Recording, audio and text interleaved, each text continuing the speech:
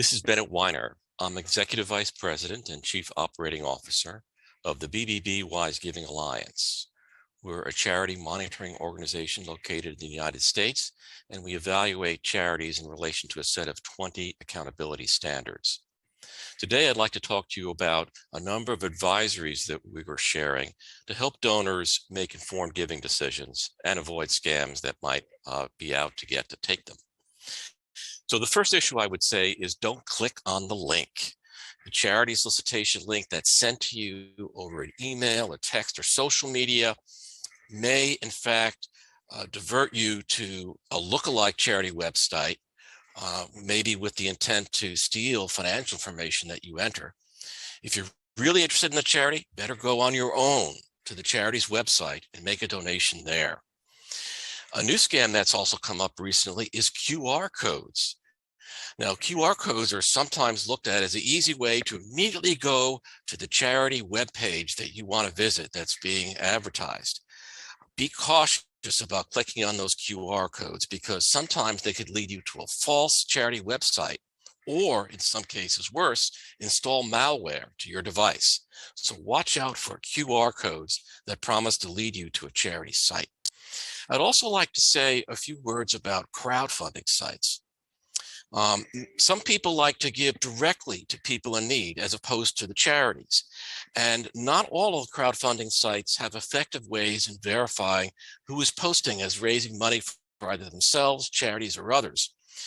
And unfortunately, in some instances, some people are posting without permission of the individuals or families in need or the charity that they may claim to be raising money for. Recommendation is review the site's policies and procedures to make sure you're comfortable with them. And also keep in mind that even if they verify the identity of the individual, sometimes there's little accountability on how the money is spent after the poster has received the funds. The other caution that is coming up with helping people in need is you have to watch out for some payment apps that you may get a message from someone that looks like a family or friend asking for help and maybe actually posing as people that you know. If you want to avoid being taken in those situations, you may want to contact your friend or family person directly to verify that it's from them, or test it by just sending them $1 and seeing what happens. I'd also be mindful for people to watch out after a disaster or tragedy. Appeals certainly proliferate after that because many people want to help. And we advise people it's best to give to disaster charities with experience in handling the crisis at hand. Some newly created efforts may have good intentions, but they may not be able to deliver on the promises they're making. And sometimes people are taking advantage of a generosity for disaster appeal victims.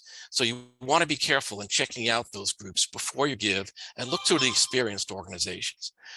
The other thing I'd say is watch out for something that I would call the invulnerability illusion, where younger people, believe it or not, sometimes more at risk when they're making appeal decisions because they don't stop to verify things.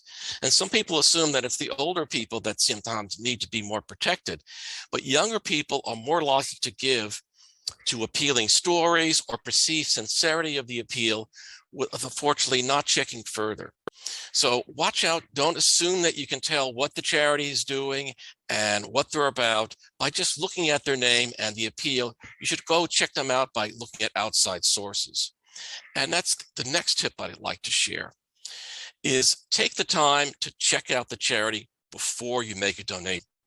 Make sure they're properly registered with whatever government authorities are giving them the authority to be able to solicit in your area, but also check with third-party charity monitoring organizations, such as the BBB Wise Giving Alliance at give.org, to access reports on these organizations to see if they meet recognized standards, so you can make a more informed giving decision. Also, watch out for overly emotional appeals that bring tears to your eyes, but say little about what the charity intends to do with solicited funds. That can be a red flag that something may be amiss. Also, watch out for excessive pressure in appeals that are asking you to make an on-the-spot decision about giving to that organization. Legitimate charities are going to welcome your money today just as much as tomorrow. So watch out when you see that happening in a fundraising situation.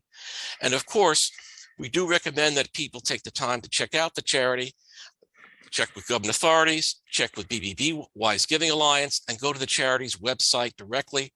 And when you do consider those other sources, don't focus solely on the charity's finances. That's certainly important, but there are other considerations such as governance, appeal accuracy, results reporting, and other issues that we address in our standards. So we encourage you to take a more holistic approach in assessing the organization so you can make an informed giving decision.